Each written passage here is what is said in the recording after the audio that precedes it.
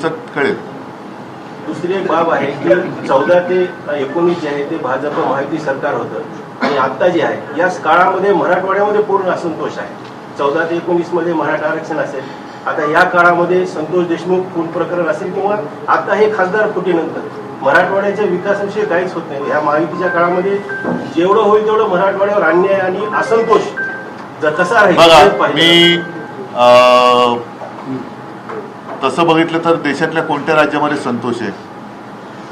कोणत्याच राज्यात नाहीये. आणि मी ज्या वेळेला मला मुख्यमंत्री पदाची जबाबदारी स्वीकारावी लागली होती त्या 2.5 वर्षाच्या काळात माझ्याकडनं जे जे काय करता येणं शक्य होतं ते मी करण्याचा प्रयत्न केला आणि करत होतो. दुर्दैवाने सरकार पाडलं गेलं गद्दारी करून. कारण मी म्हणेन की आमचं सरकार चांगलं काम करत होतं, ते यानं बघवलं नाही. कारण ह्यांचं कसं आहे की लोकांना झुंजवत ठेवायचं, मराठेतर करायचं, जातीपातीत संघर्ष निर्माण करायचा आणि सुखनेव सत्ता भोगायची. हे या महायुतीचं आता सत्ता भोगण्यामागचं गुपित आहे. आणि म्हणून तुम्ही पाहत असाल की आज पेपर फुटतायत, मंत्री फुटताय, आपलं खासदार फुटतायत, सगळं फुटाफुटीत चाललेली आहे. पण कोणी कोणाकडे बघायला तयार नाहीये. तिकडे जंतर मंतरला सगळे तरुण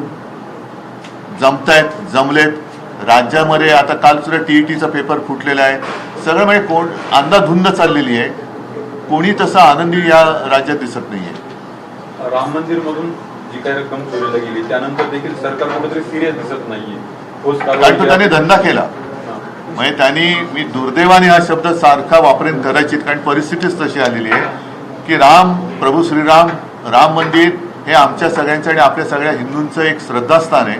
तिकडे यांनी मंदिर नाही तर मग मी असं नाईलाजाने म्हणेन दुकान उघडले की काय, की रामाच्या नावाने यांनी काय धंदा सुरू केलाय की काय.